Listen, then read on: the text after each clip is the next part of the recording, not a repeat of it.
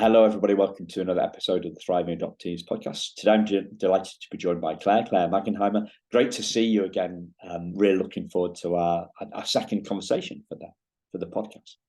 Thank you so much for having me, Simon. Great to be back. Good to see you again.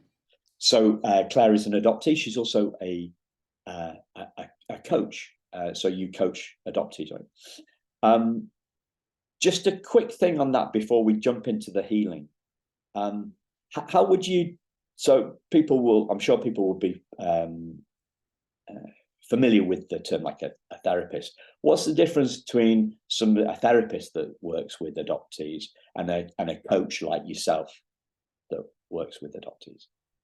That's a great question. A lot of people ask me that, and what I would tell people is that a coach is, I see people in the present moment, who they are, who they are today, knowing that everything is wrapped up in their wholeness, everything that has come before, what's going to happen in the future, it's all part of who we are.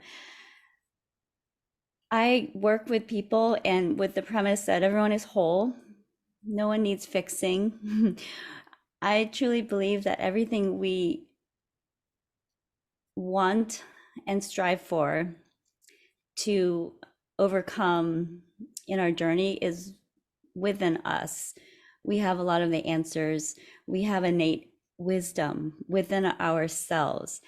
And sometimes we just need someone to help, to guide us through, to give us that support, to see us, hear us, validate us, so that we can go on this journey to discovering whatever we're trying to discover, wherever we're trying to go, and helping guide people along that path, and just really allowing them to step out into their own power, their own true identity, their essence of who they are, is helping them to reach their goals and, to be thriving, like you said. I love that.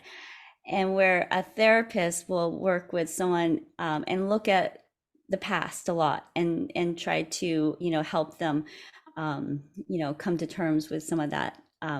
Doesn't mean that I won't touch on things in the past, because like I said, we're not just the present moment. Like, everything is wrapped up within us and who we are, but I'm really helping people to, like we talked about, get unstuck and really discovering what that is, what that means to them, and how to move forward and live the life that they truly want to live.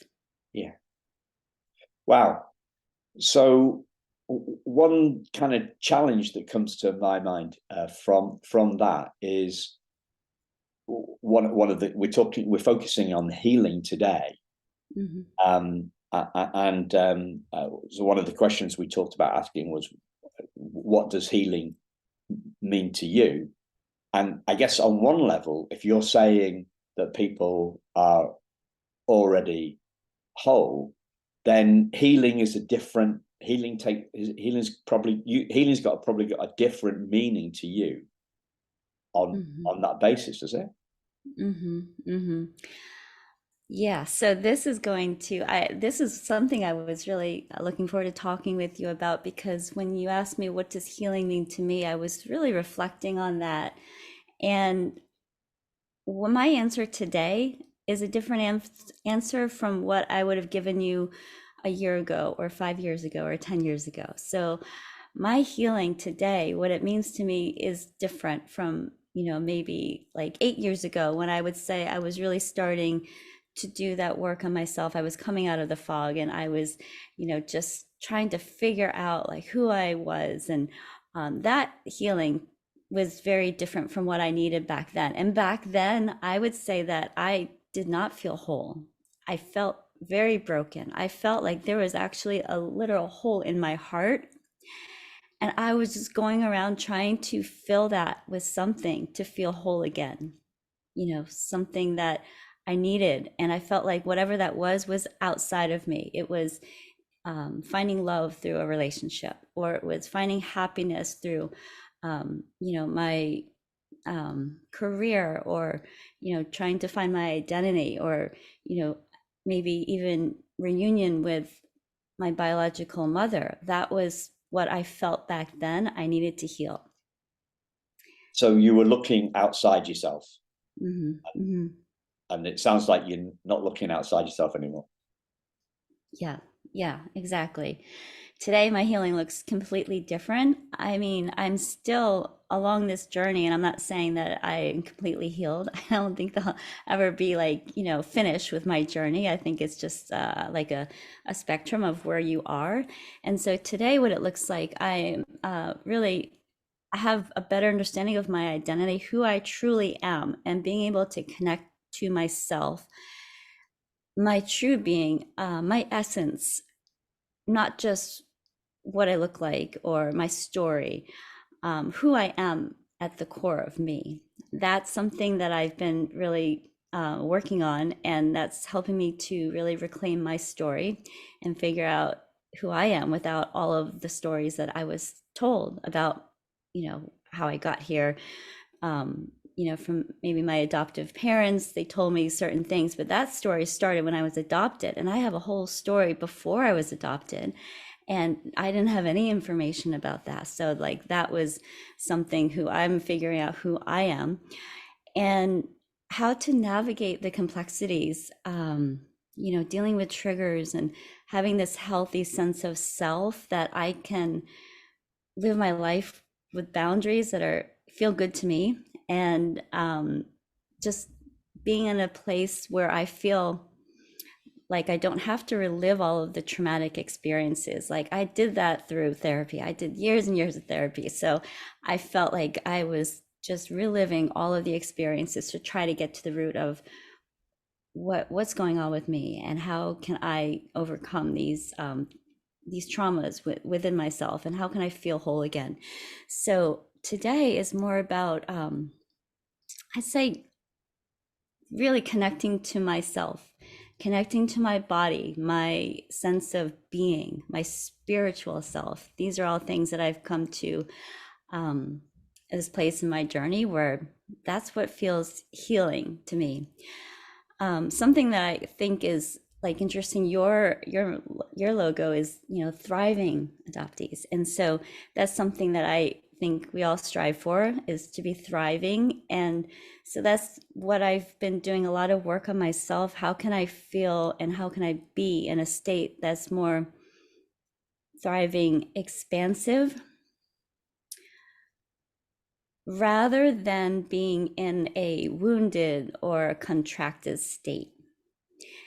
And I'll explain a little bit more about that, like as we kind of dive deeper into the mind body connection that, you had asked me about. So when I think about when I felt very wounded, when I felt like there was a hole in my heart, when I felt like there was something missing within myself, I can think back to how I felt and how I probably looked to other people. And it's more of a contracted state where you're on the defensive. Your nervous system is in high alert. You're in that fight or flight or fawn trauma response, like I was all the time, I think. And your body posture is probably very contracted as well. Your shoulders might be hunched over. I was probably not happy a lot. And what a difference between that and a thriving state. So to me, that's healing. Yeah. Well, there's so much there. That can you give us could you give us an example, or a metaphor? I'm really, I guess I'm really trying to. I'm an example guy rather than a theory guy. Mm-hmm. So Mm-hmm. and some of this, and I'm a metaphor guy as well, right? So, Mm-hmm.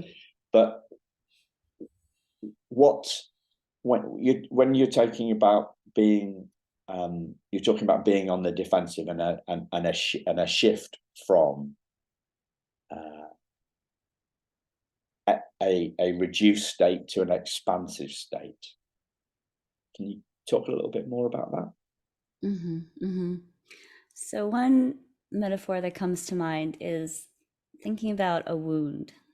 We can talk about our wounds internally, internal wounds, with your emotional wounds and on your psyche. But then there's physical wounds as well. So when I think about a physical wound, let's say you get a gash on your leg. Maybe you're hiking, a tree branch, scratches you, you get a wound on your leg, right? So a lot of times when we get a wound, it's like an emotional wound. And so our body is an amazing thing. Our body knows how to heal our wounds, right? We don't have to tell our leg, okay, now do this in order to heal. We just know we take care of it, we keep it clean, we keep it dry, give it some time, and it will heal itself. Our bodies are made to do that. We are made to heal ourselves, and we have everything within us to heal. Now, a lot of people, they might, whatever reason, they might go, and as that wound is healing, as it's starting to go from like an open wound to, scabbing up, they might go and start picking at that scab, right? Picking. I know that we've all done this. I've done this with like hangnails. I can't stop. But what does that do? It opens up that wound again. And it causes it not to heal, but maybe to heal slower. But you keep picking at that scab and reopening that wound. So this is, for me, this is something that I came to mind that I was doing in my life, where I was thinking, in order to heal my trauma, in order to feel whole again, I needed to relive all of the traumatic experiences that I had been through. And even, I think that the work I did in therapy was so helpful, so needed and necessary. I did, in a way, open the wound up in order to go inside and figure out what was happening, like, and bring all of that up to the surface that I had repressed and suppressed. So that, going back and picking at that wound, it made it, I'm healing from it. But what I've learned is that after a certain point, I can go back and relive those traumatic experiences over and over and over. It's not helping me at this point, Simon. It's not. I can make peace with it, but then some people will feel the need to keep going back and reopening that wound. And what I felt is that I know that by being connected with my body, being inside of myself and feeling, being able to allow myself and give myself permission to feel the emotions, to feel what I'm feeling, where I had cut myself off from that for a long time, I'm now able to not only feel the feelings, have healthy ways to deal with them, release the trauma from my body, so that I can tap into the elevated emotions, love and gratitude and peace, empowerment, things that I do want to feel, while I can still deal with the emotions that come up, because we're human and they're going to come up, the fear, the anger, the sadness, but have a way for it to pass through my body and release that, so that I'm no longer stuck in that contracted state. Wow. So you talked about expansive. Mm-hmm. What's coming to me is that you're allowing them to pass through. Like if and I'm thinking of another metaphor, like a pipe, right? Like a drainage pipe. Mm-hmm. So you've got a narrow pipe isn't going to let much through, whereas an expansive pipe, a wider pipe, is going to be is going to let more through faster. And you're, rather than trying to block the pipe or push what's coming down the pipe backwards, right? Mm-hmm. Does that make sense? Mm-hmm. So you're trying to, we're trying to push our emotions away. Mm-hmm. Is like trying to push a lot of a torrent of water coming down to us. We're trying to push it away. You're saying, no, open up and let the anger and the fear and those sort of trauma feelings through. Yeah. Yes, absolutely. Yeah, thank you so much for that metaphor. I think that's so helpful. And that's exactly what I'm talking about. Like something that comes to mind also, I know because you love metaphors, I'm going to give you another one. When you think about a room, that has four walls and four corners, and after a while, the room gets dirty with dust and, debris and things like that. Maybe spider webs will kind of collect in the corners of the room. Think about it like a broom just sweeping out everything, sweeping it out. That's been collecting and collecting and collecting. And it's hard to really reach those corners of that room without a broom, without something that's going to sweep out the cobwebs, sweep out the dirt, sweep out the dust. So when I'm talking about your analogy of the pipe, I love that. And when you widen it into an expansive state, then you're allowing all of that to come through you and allowing yourself to not only feel the emotions, but feel it in your body and to connect with that. And something that I wanted to talk about is part of the healing process for me is just being introduced to this concept of your mind body connection and almost mind, body, and spirit. We're all connected. I think the Greeks have a term called soma, which it derived from the Greek, and they, the literal translation is body. Soma is your body, but to them, the soma was everything, the collective, the mind, the body, and the spirit, all of it together. They didn't separate the three. It was all one. So when I learned how to connect with my body, my soma, and connect my psyche, which is your psyche is um, basically your thoughts, the part of you that thinks, your ego. It's the part that has plays a role in your mindset, maybe your storytelling, right? That's our mind. And so our mind is connected to our body, the place where we feel things, feel physical sensations, we feel the emotions. That's the part of you that feels. So connecting the mind with your body allows you to tap into that innate intelligence that I was talking about. That's inside of all of us. It allows you to really remember all of your parts, the mind, the body, the spirit, and pull the pieces back together again, because we have become so disconnected. And I think it's just part of how we live our lives. We're just very disconnected. We're in our heads a lot. When we can attune to our bodies, attune to our heart and our gut, our instinctual part of us, right? That's something that a lot of us have forgotten.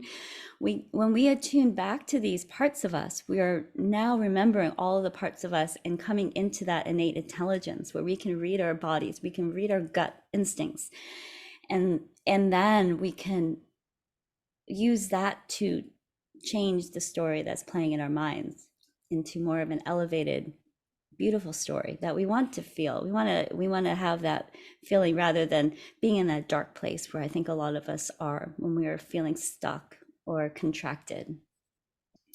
So part of this this healing that I'm talking about is part of my journey that I think has been instrumental in getting me from where I was maybe 8 or 10 years ago to today, where I can feel whole again. I can feel connected with myself and not have to look outside of myself for external happiness. And we all strive for pleasure and run away from pain, but I think part of that is that we shut off that ability to feel the emotions and we become very numb. And I was doing that for a long time.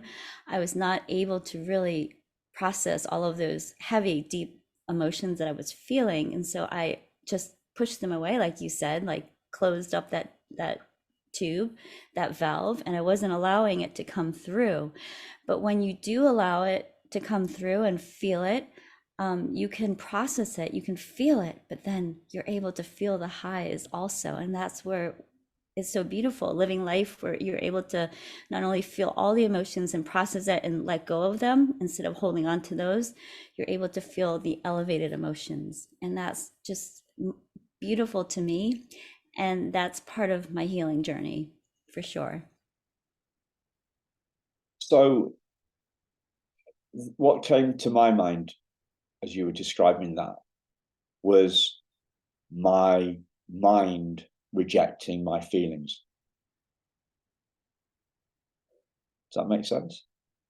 Tell me more about My what mind goes through your rejecting mind. my mind rejecting my feelings. So, for example, my mind doesn't like my anger.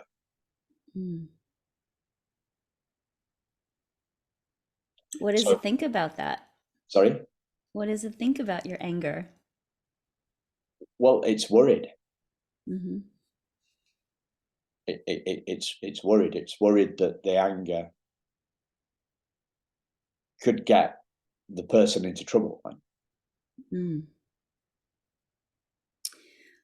What give me an example of how that might happen? Is there Okay. a time that you can think of? Yeah, sure. I mean, there are. Well, I've talked about one of. I think I've talked about this on the podcast, but it's so long ago. So I was on a day trip with school when I was 10, and I lost my backpack, and I was late onto the school bus to go back because I was looking for my backpack. My rucksack, backpacks. You call them backpacks, we call them rucksacks. I don't know. Okay. Two nations separated by one language, is it? So I can't.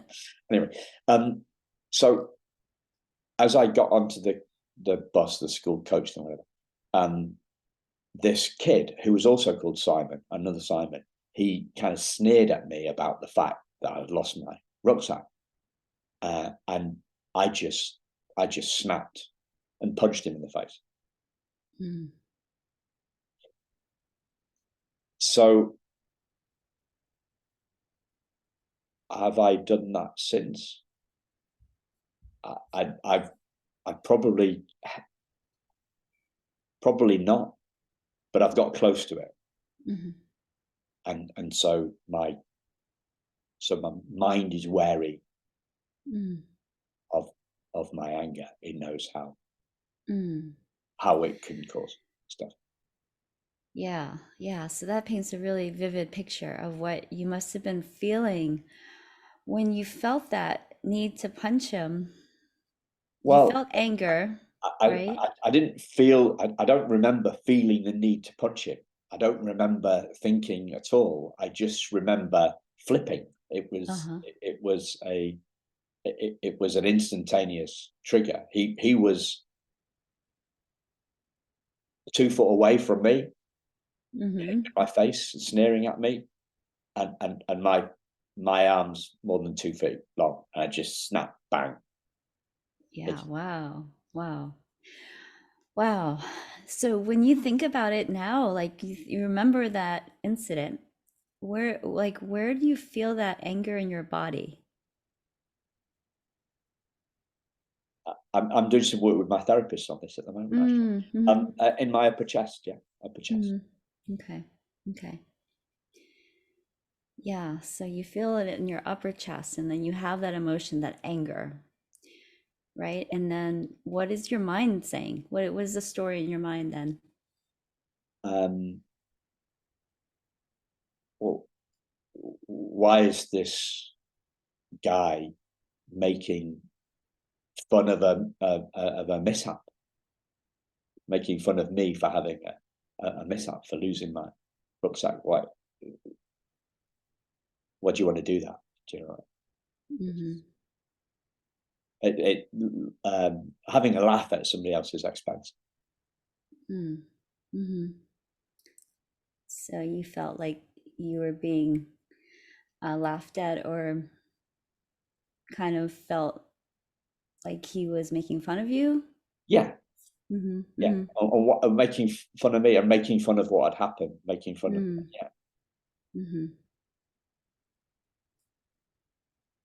Yeah. Well, that's a very good example of what I'm talking about, because that in your mind, that is maybe part of the story that you're playing in your mind about that incident is something that could it be holding you back in some area of your life? Well, I think it's making me afraid of my fear. It's making me Mhm. want to, the teacher said afterwards, just because you're having a bad day, Ben. So at our school, we got called Mhm. by our surname, right? Just because you're having a bad day, Ben, you don't need to make anybody else have a bad day. She said something like that. And I guess I'm being wary of I've been kind of like trying to push away my Mhm. anger, and then it explodes.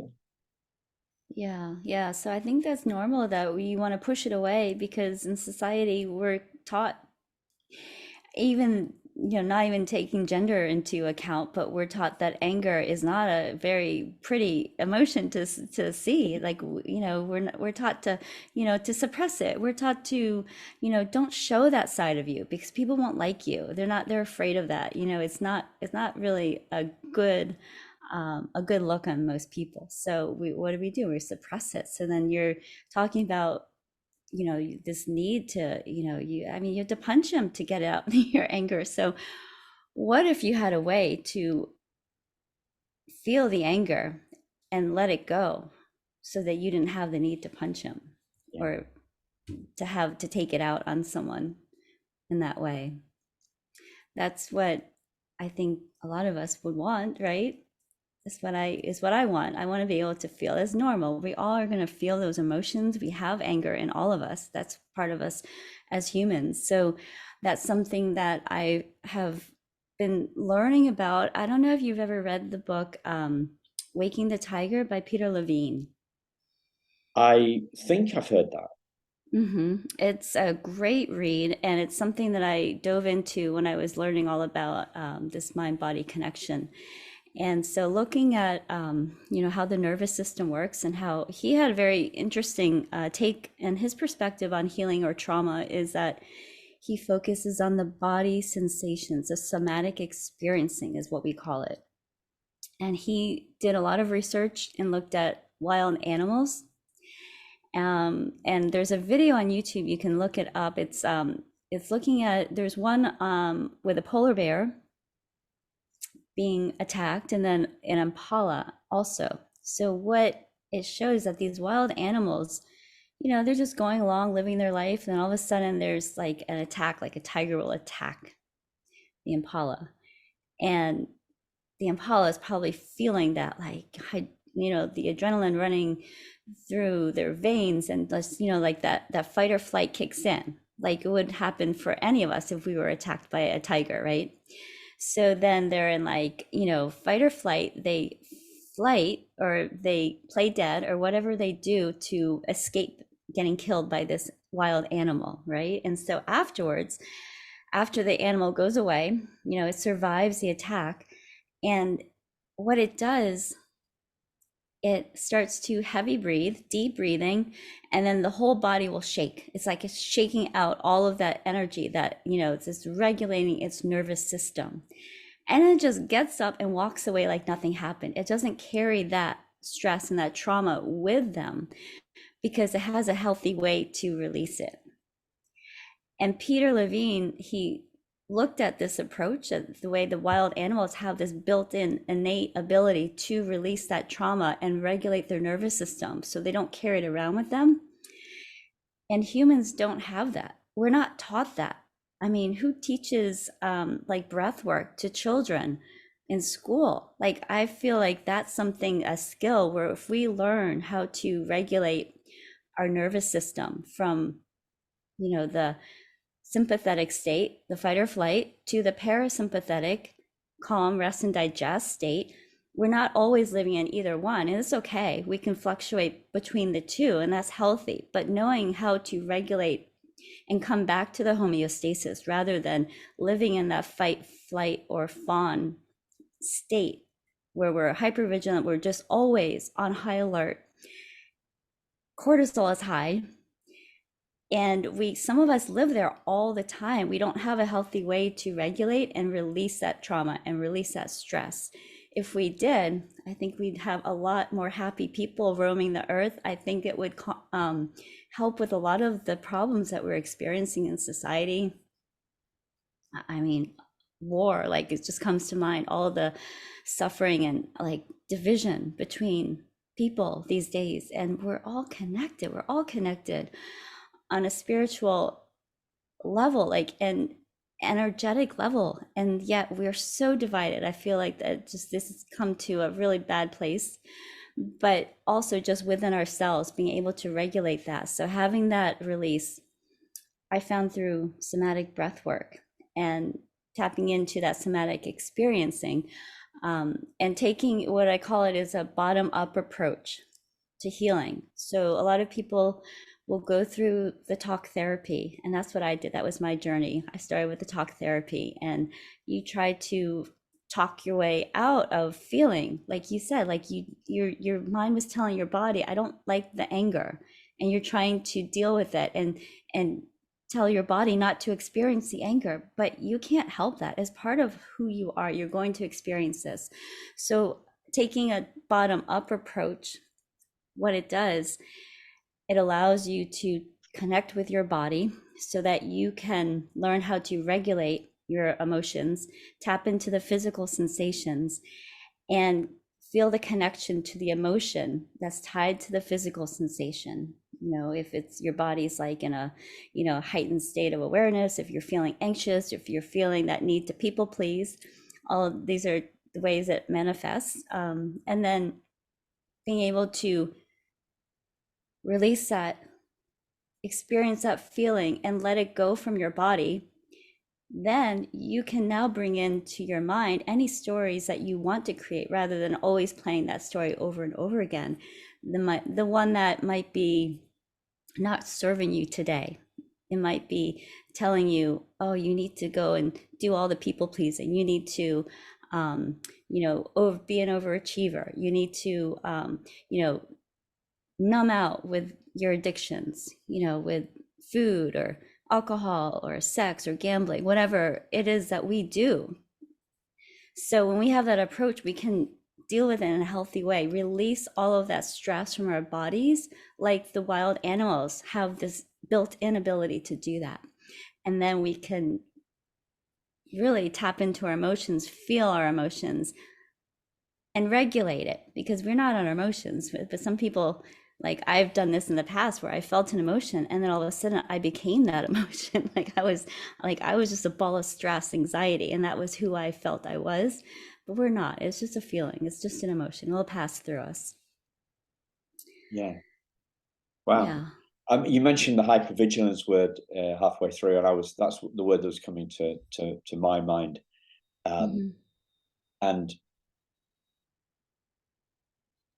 you I think you're answering my next question was going to be what helps us heal. And I think what you're saying really is this there's talk therapy, and there's breath work, and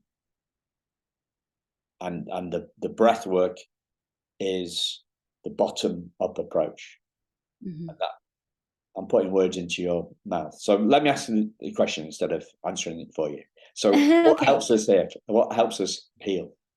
Right. Yeah, you're exactly right on, Simon. So, so part of that, like, why do we get stuck? I feel like that's a big part where, we can go from, being in a place where we're just feeling stuck, like we maybe are aware of what it is, what we're aware of our trauma, we're aware of, maybe we're out of the fog as an adoptee and going along that journey. But I work with so many people who have done a lot of work, a lot of talk therapy, a lot of that inner healing work, that work on ourselves, that is so important. We need to do that work on embracing and figuring out who we are, our identity. So, but they're still feeling stuck, that need to have those basically the trauma responses are still there, the people pleasing, the hypervigilance, and they're feeling also physical pain. I see a lot of this when we allow ourselves to keep all of that inside of us. We don't allow us to complete the trauma response. So like when we have that attack, like from the wild tiger, and then it's all that stress is within us. We hold on to that. We don't release it. We're not completing the trauma response. That stays within us, and that keeps us feeling stuck because it's keeping us in that fight or flight, and we're not connecting to our bodies. So when we start to associate our bodies with our mind, connect on a deep level, I call it deep healing. It's not just healing our minds, it's not just healing our emotions, it's not just healing our bodies, but it's all of it, even spiritually healing. This is deep healing, and this has to come from a bottom-up approach. So just really understanding the soma and the psyche connection, that is really important, and how your body affects your mind. Your body, your heart and your gut send so many more signals to the brain, like just tons of thousands of signals, like all day long. They're sending signals to your brain, and people think the brain is sending more signals to our heart, telling our heart how to feel, telling our gut how to react, and it's the opposite. They're sending the signals to our brain. So if we can heal down here in our heart and our gut, then that's almost all the work. Then the mind part is easy. Yeah. An example comes to my mind from in my old business, but it's clearly it's not an adoption. It's not an adoption related thing. I guess it's not really. It's not an adoption context, right? It's a business context. So, have you got one? Have you got one that does something come to your mind from your experience that's actually an adoption context one? Because that would be more relevant than mine, I think. From like feeling stuck, do you mean? A Yeah. story about that? Why don't I give you my businessy one, and then we'll Yeah, get sure. right. So this was a long time ago, maybe 20 years ago. A guy was coming for an interview, and my gut said no, right, to this guy, and then it was for a sales job, and then he did a very good sales job on me in terms of telling me what he thought that I was needed to hear. And I took him on, and it was a complete disaster. It was a complete disaster. So the gut was no, the head said yes, and the gut was proved to be correct. Yeah, that's powerful. Looking back, it's like, yeah, I mean, if we just listened to our gut and followed our instincts, then we would make a lot of different choices. But looking back, I felt like I lived a lot of that with my in my relationships, and I feel like that the trauma response from that fear of abandonment, it just lived in me for so long, and I didn't realize it, but I was choosing just the wrong relationships, even though my gut told me it was not a good relationship to get into. But I thought, oh, my heart was telling me yes, or my brain was telling me yes, and so looking back, like I just saw this pattern over and over again. I would get into these relationships where I was people pleasing. I was, trying to do everything to accommodate. There were no boundaries, just red flags all over the place, right? And I was ignoring all of my, the red flags go up when you follow your gut. And I should have paid attention to that, right? But I did not. And then, it would all blow up. And it was after the fact that I would look back and be like, oh, there were so many signs, so many red flags, so many places and times where I my gut was telling me, this doesn't feel good. It doesn't feel good at all. And I should have listened to that. So, yeah, there's a lot of stories. And that is, I believe, related to my adoption trauma and my wounds of, wanting to people please. That's a lot of us out there, I think. So my next question then is what do you think gets in the way of us healing? Honestly, ourselves. I think it's ourselves that get in the way sometimes. We get in our heads, and just like we talked about. But also, I think just not knowing where to go, how to get resources, people to surround ourselves with. I really honestly feel like a lot of my healing has been from collective healing in adoptee spaces, reading books, listening to podcasts, just having discussions, deep discussions and connections with other adoptees, and just hearing other people's stories. That is very healing. And from what I hear from other adoptees, it's healing for them as well. So there's healing, there's power of healing in a collective space where you feel safe, even if it's just one other person. Whether it's in therapy, if it's in coaching, if it's in just having a friend who really gets you and holding space for you. I think a lot of us, we hear that term being tossed around a lot, like holding space, but we don't really truly get the whole essence or meaning of it. From what my own, I guess, definition of holding space would be just being in the presence of an empathetic witness, someone who will just hear you, see you, validate you without reacting or responding, trying to fix you. They will allow you to be exactly who you are and have the big emotions take up space without feeling like you need to be small or you need to fit into a certain space. You can just be as big, as emotional as you want without the fear of someone reacting to that. And I think that is so healing for a lot of us. And it's just finding someone to hold space with us, whether it's one person or in a group. I think there's benefits to both. And I seek out places and spaces to do this kind of healing.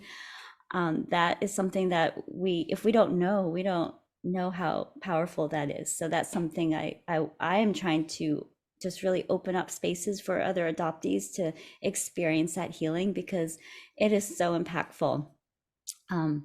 Really just having the resources, like, being able to feel like we're not alone as we're going through our journeys. That's another way that we are doing the work, and maybe doing the work alone feels so different from doing it with other people.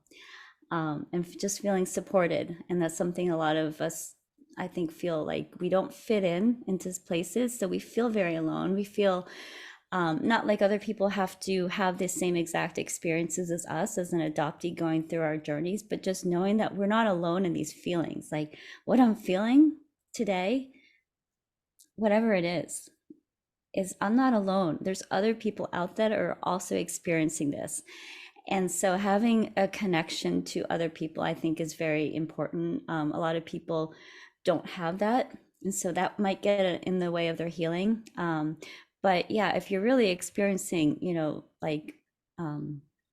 mental health issues, seek out therapy, get professional help. Like that's definitely the first step.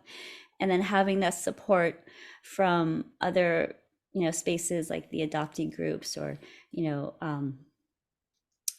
I like just having discussion groups where people can come together and just talk about whatever it is they're feeling without needing to be like in a therapy session. Sometimes it's just like, I just want to talk about what I'm feeling, and it's not right or wrong. It's just how I'm feeling today. That to me is very, important for people to have.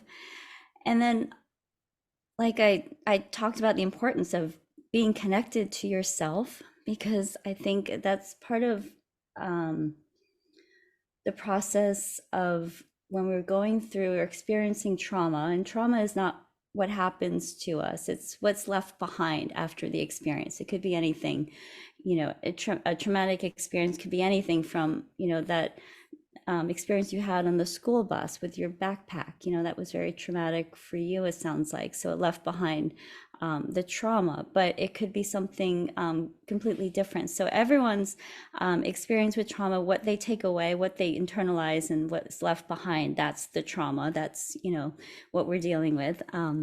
So having a way to process that, and like I like to introduce the somatic experiencing. So, like, what are you feeling? Not just what are you thinking? So, like, being able to have access to that kind of healing, and those modalities, like somatic breath work, even things like somatic tapping on your body. That's like just really helpful to get into your body, because sometimes when we experience trauma or we have those big feelings, we tend to dissociate. Sometimes, that's a protection mechanism where we are not safe to feel those, so we dissociate from our bodies. So I think I had a hard time connecting to my body and feeling that.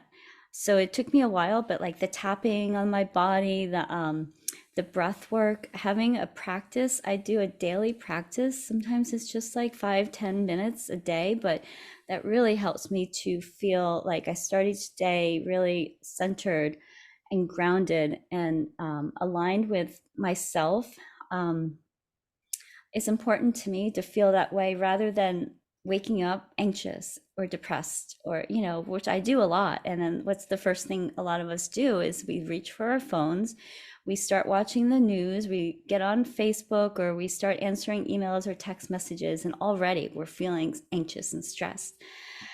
Let's just give ourselves a chance before all of that starts, just to get back to ourself, being in our own bodies, feeling grounded and just connected, whether it's to yourself spiritually or physically, emotionally, all of that. So interesting, you mentioned the Facebook thing. So and you were talking earlier on about reliving. Is that the word that you used? You talked about picking at the scab, right? Oh yeah. Picking at the scab is reliving stuff. And I started. What came to mind is when when I'm looking through Facebook or Instagram, I see these posts and about trauma, and I'm thinking maybe this is like me picking at the scab. Mm-hmm. Mm-hmm. Yeah, I have felt that way as well. I had to give myself breaks from Facebook groups like that because I felt myself getting sucked into it. Then I would start to feel, oh, yeah, it's heavy. And then it changes your day, it changes your outlook on the day. It's very disempowering. I know that we want to help everyone, right? And like, we talked about this before we started. We want to change the world, and we want to start with ourselves, and we see the need for people to have access to, being able to change. And we can't do that for someone else. We can't even make them feel the need to change. I've learned that you cannot change someone. So wherever state they're at, if they're in that wounded, contracted state where they're lashing out, they're angry and they want to express that, that's great. That's what they need. They need to be heard and seen and validated. But we do not need to experience all of that in order to be healing. There's definitely, I think there's limits and boundaries that I have put up for myself in order to feel like I'm in a healthy place where I can go in there and, it has a purpose and I can serve people. But if I feel like it's pulling me down into a more of a, like a anxious, depressed state, I need to be aware of that and to serve myself and to get back to, I call it homeostasis, just a good place for myself so that I can serve other people. And some people call it self-care, filling up your cup. Sometimes it seems a little selfish, but I have to do that in order to preserve my energy and to continue along my own healing path. And that's empowerment to me. That's knowing what I need. And that's part of my daily practice is I do a check-in with myself, like, what do I need? What are my needs? Because they change every day, and so I am asking myself, because very few of us have someone right there in our lives every day asking us, what do you need? We have to do these for ourselves. Sometimes when I think about my healing journey, what it is that I want in life, sometimes I will think of a intention. I want inner peace. I want love. I want to feel gratitude. These elevated emotional states that we're looking for, these are already within us. They're a part of who we are. That is what I've found out. That is what I've learned. And sometimes we just need to clear out some of, the cobwebs, the corners of the rooms, like we talked about, clear it out with a broom so that we can tap into those elevated emotions and we can remember those parts of who we already are is within us. And so when I can remind myself that every day, I can see, what do I need to clear this out, to clear out my stuck energy, my stuck emotions, my stuck trauma, so that I can step into my own empowerment, my own alignment within who I want to be, how I want to show up in the world, how I want to feel, how I want others to feel from me. Those are all things that I do on a daily basis so that I can be in this healing state where I can feel alive. I can feel like my energy and my cup is full so I can help and serve other people. This is something that, I've come to this place where I'm like I said, I'm not fully healed, but I'm getting there. But these are things that I know they work for me, and I have to practice it every day. It's a habit now, which, it's like you got to work at building good habits and healthy habits, and get away from the other habits. So these are things that I know a lot of people might see this as, well, I can't get there. Like they feel stuck. I can't get to where I want to be because I'm just stuck in this place. So these are things that people could maybe think about trying, and if they need support around, getting started, what does breath work look like? What does somatic experiencing look like?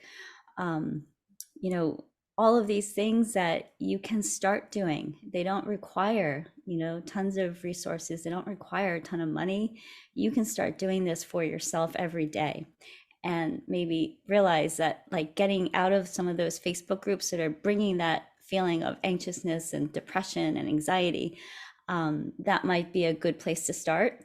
At least the first 10 minutes of your day, do something to fill up your cup and start at a good place rather than already starting your day off depressed or anxious. Yeah, I think you've really helped me see that picking at the scab thing, Mm. with reading the Facebook posts, Mm-hmm. and I don't know if I can quite express that. Mm-hmm.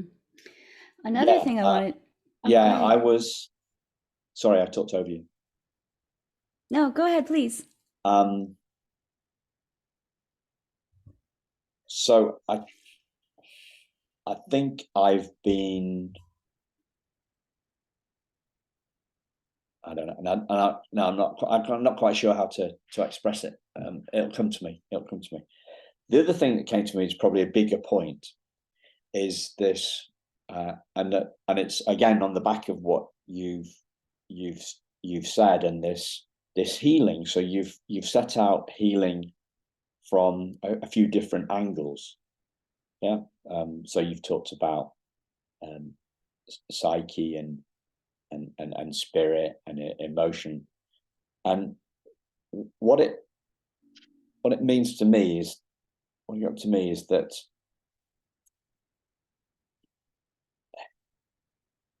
spiritually we are whole, Yeah. Mm-hmm. Mm-hmm. And maybe the healing is to do with our psyche. Mm-hmm. Yeah, all Yeah. of that. Yeah, it's all connected.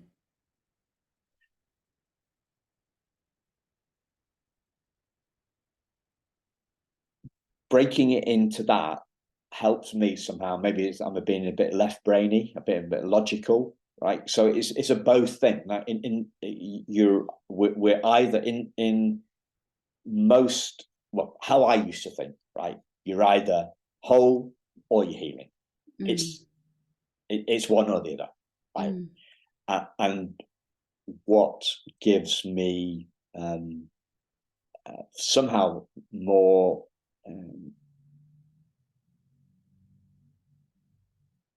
hope, I guess, it is this spiritual wholeness, mm-hmm. and which is, we were always whole, yeah, Mm-hmm. Mm-hmm. and our emotional or psychological healing, it somehow it makes a distinction that helps me in Mm, in some way. Because if we mm, say to people who are struggling, if I say to myself, I'm whole, mm-hmm. um, then it leaves me nowhere to go, right? I'm whole. Well, that's me done. That's it. Right. Okay. So Mm, that's it. mm-hmm. But that's not how I feel. That's Mm, not how I feel. I still feel curious. mm-hmm. And I had a conversation with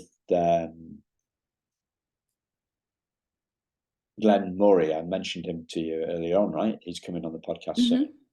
Mm-hmm. And so he's a couple of years older than me. And he reckons he has done 80% of his learning in the last 10 years Mm-hmm. through conversations with other adoptees, and Mm-hmm. specifically Mm-hmm. Korean adoptees. Wow, yeah. And I just thought, I was like, wow, I, I I haven't, maybe it's because I did so much work before I came into the adoptee community. I haven't felt that. And maybe I should be looking to emulate him. Maybe I should be turning up my curiosity dial. Mm.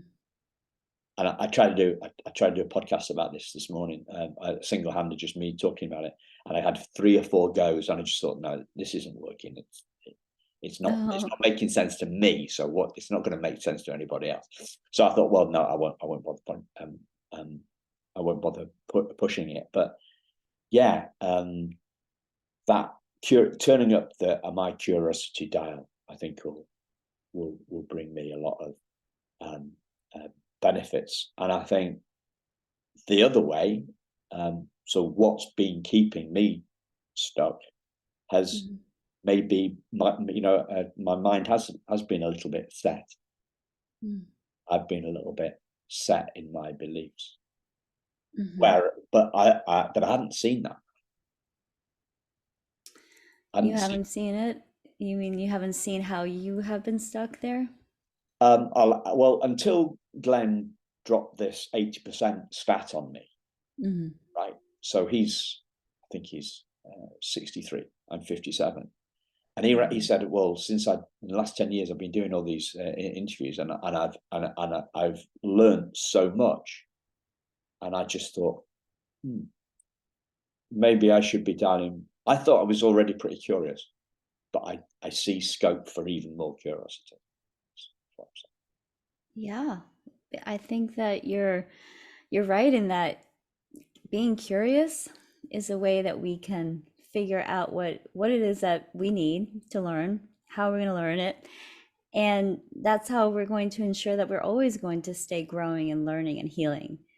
Because the minute you stop that curiosity and you just accept, status quo or whatever your mindset is at, we all have limited beliefs, we all have biases. So as soon as you accept that that is where you're going to stay, then we stop learning, we stop growing, we stop healing. So having that is the key thing. That's like the secret sauce right there, is the curiosity.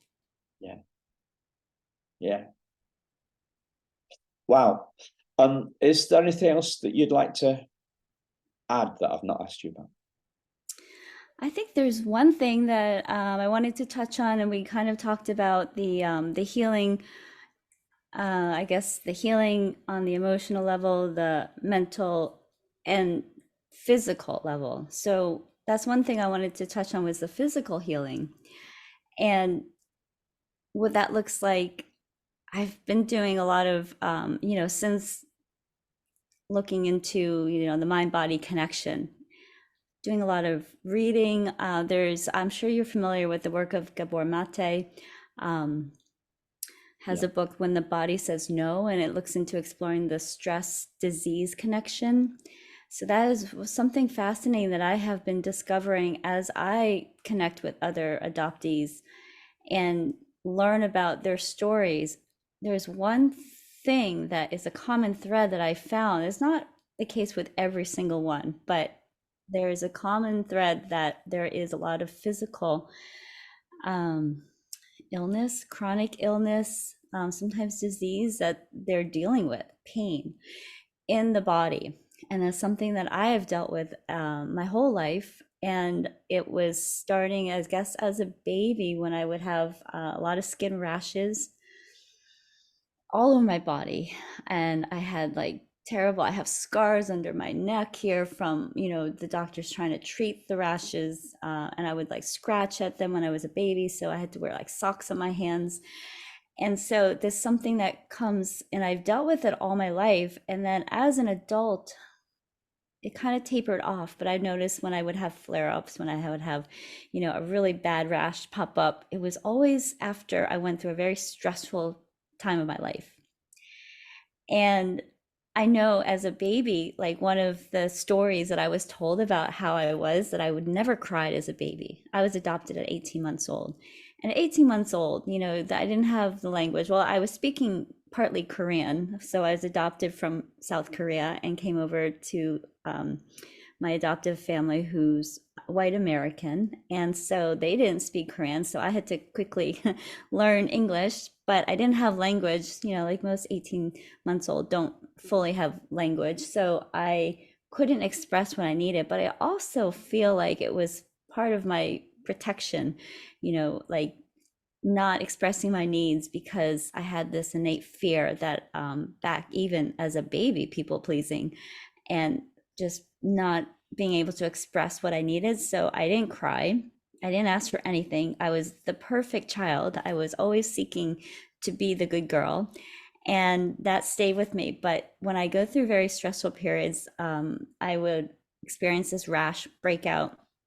And I've had other various chronic illnesses as well. But one thing I've noticed, and also through the work of Gabor Mate and even The Body Keeps a Score, they touch on these physical manifestations of trauma. And so what I'm getting at is that when we don't release our trauma from our bodies, as Gabor Mate says, the body will say no. If you don't say no, if you're a people pleaser, if you're going around not being able to say no to everyone in your life, then your body will say no for you, meaning it will manifest something. There has been so many research done on the chronic illness and disease with patients. Like he was a physician, family physician, and there are so many diseases that they were experiencing, these children and families. And the common thread, like if you look at the ALS, Lou Gehrig's disease, that one affects your motor sensory, and basically your body will start to shut down, like you can't move your body, you can't swallow, you can't talk.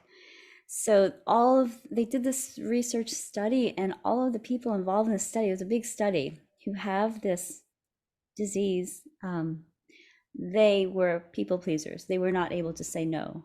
They had this commonality.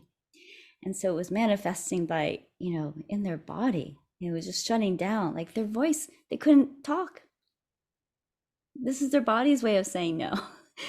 So it was so interesting to me. And I started to just really connect it with my own story. And then also like seeing and hearing stories from other adoptees that they were also experiencing pain and illness and disease in their bodies. So this is something that I feel like, even though we feel like healing to us means being happy and feeling whole, is also healing our bodies. Because if we don't heal that part of us, then our bodies are going to be um, not healed. Wow, it's big stuff, eh? Mm-hmm. Big Mm-hmm. stuff. What about you talked about feeling stuck. What if we feel that we're stuck with the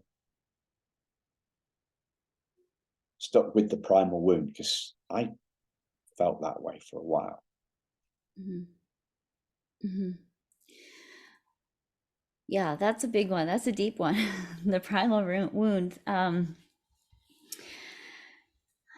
think that, like, when I think about my primal wound and what the wound is, what it means to me, and like part of it is, obviously the relinquishment from my birth mother and having that separation. But also, as I did more healing and growth and inner work, it was more about the loss that I was never able to experience or express, the loss, the grief, losing someone.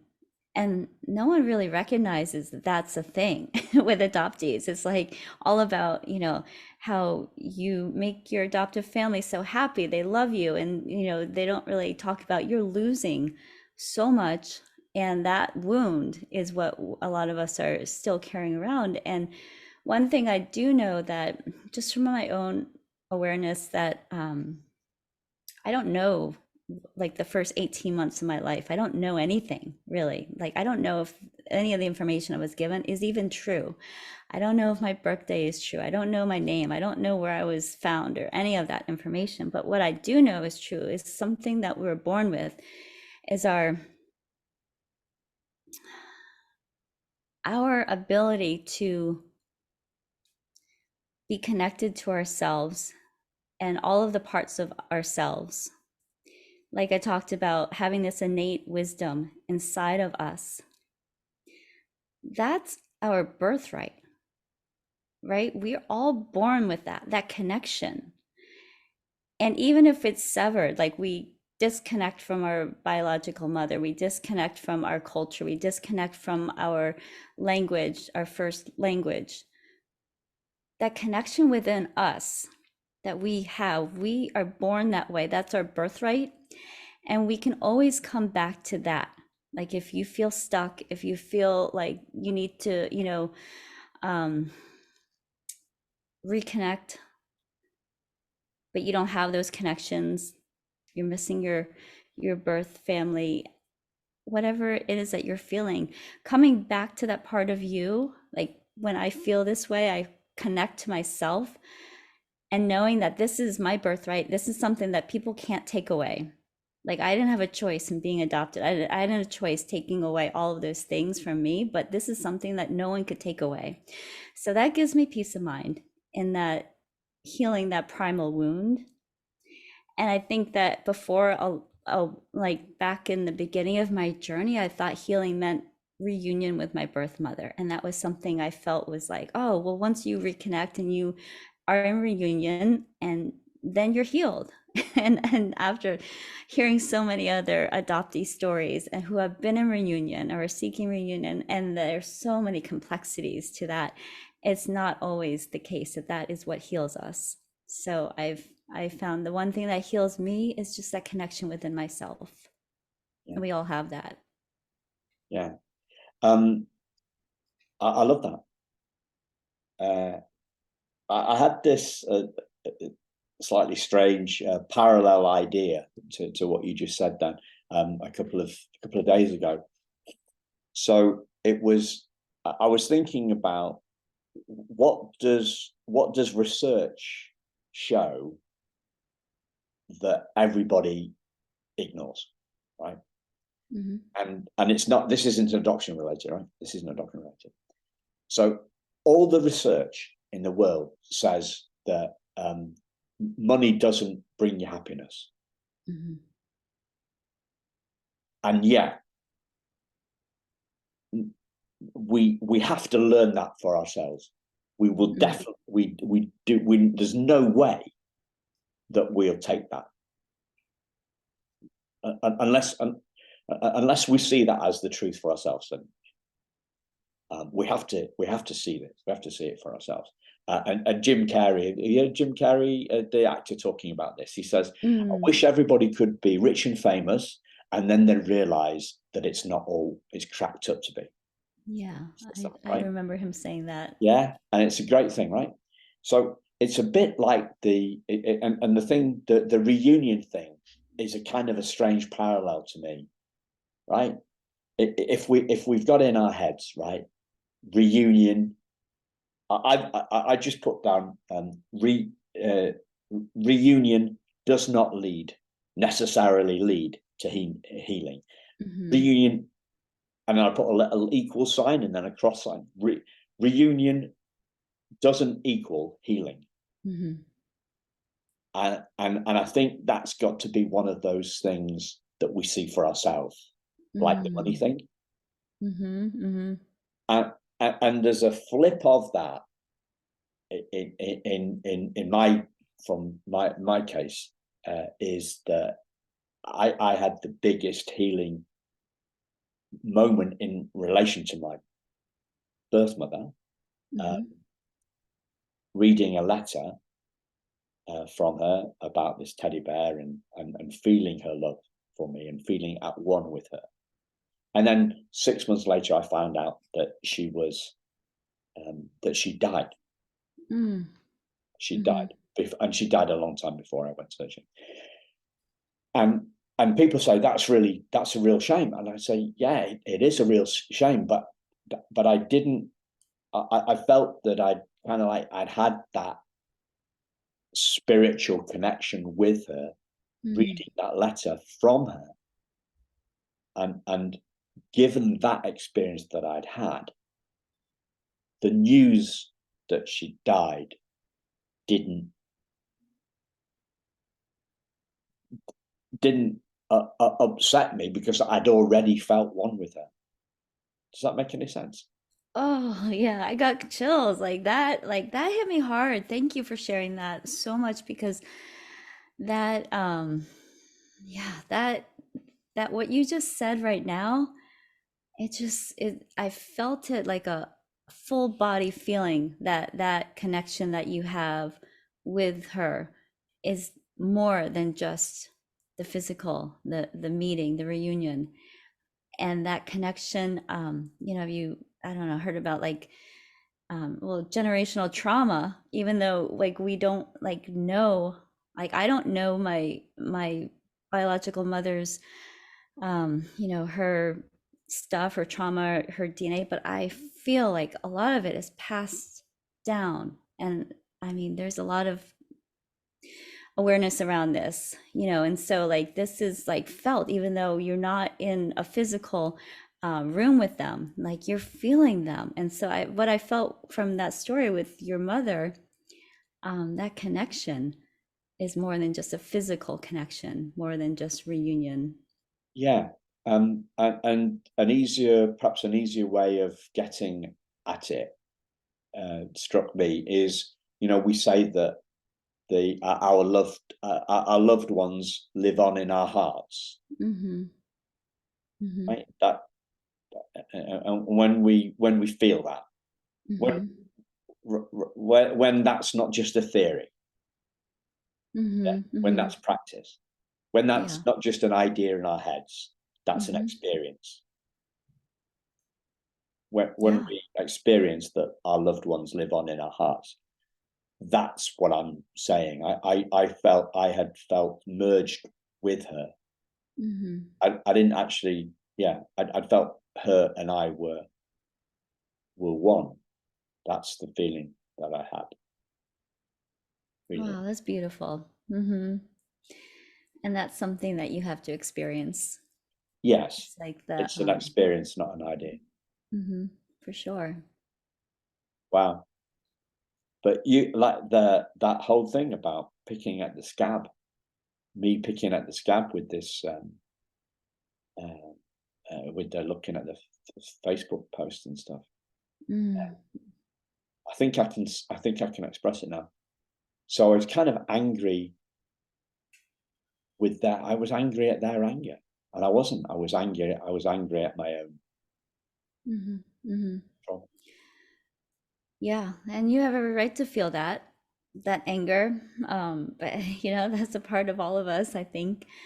Um, yeah, but what do we do with that anger? What's a healthy way? Like, you know, people say you have to have a space, like a space to get it out. Just like a child will throw a tantrum. They don't care. They'll throw a tantrum in the grocery store, at the restaurant. Like they don't care who's around. They're gonna throw the tantrum, and that's their way of getting out their feelings and their emotions because they are like they're so in tune with that what they They need are, as yeah. children, and we unlearn that as adults, so then we keep it all inside. We can't throw a big temper tantrum. We can't go around punching people as adults, right? So how do we get that out and keep ourselves from wanting to do that out in the world and take it out on people that don't deserve that? Yeah, I'd had a vague idea around that as you were talking, but I couldn't formulate it into a question. So, but you did it already, so that's great. Thank you very much, Claire. And as always, listeners, you know, check out if what Claire's been talking about today, especially this somatic breath work, because that's one of the things that you do. You bring into your coaching, into your practice. If you want to check that out and find out more, then check out the links in the social change the links to our website in the show notes. And I think this is really powerful stuff. So many people are telling me, look, this is pre-verbal trauma, so talk therapy doesn't work. Right?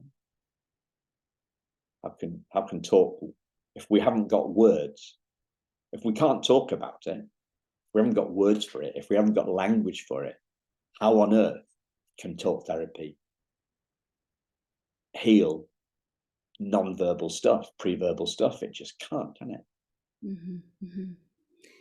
Yeah, I mean, there is definitely a need for talk therapy. And like I said, if you're struggling with mental health issues and, you know, you need help, like you need to seek out a therapist, professional help. But I feel like there should be a connection, talk therapy with the other modalities, with the somatic experiencing work, getting into your body as a way to help the healing process. It just makes so much sense. And a lot of therapists are going that way. A lot of therapists, the people that have warned me about pre-verbal trauma, telling me about pre-verbal trauma, are therapists that we've had on the show, right? So I'm not. They're cottoning on to this. The good ones are cottoning on to this. So I think probably and the therapist that I'm working with at the moment is into this stuff. So I think probably we're being. I'm using an old view of what therapists used to be like, and being a bit unfair on the good one. So apologies, therapists. Yeah, well, this is a big movement that's happening, and I feel like people are just awakening to it, you know, the power of these other modalities, and you know, the spiritual, and you know, like we talked about, the bottom up approach. And I think it's becoming more of a an accepted modality. So I feel like talking about it and bringing awareness to it is really helping people out there that are looking for something that might help them in their healing, and being able to get some of that stuck trauma out and moving on in their life. So yeah, and Simon, I wish you all the best in your journey. As always, it's wonderful to chat with you and to do these deep dives. I love it. If there's anything that I can do, we can do some somatic breath work together. I would love that too. Yeah, that'd be great. Thank you, Claire, and thank you, listeners. We'll speak to you very soon. Take care. Bye-bye.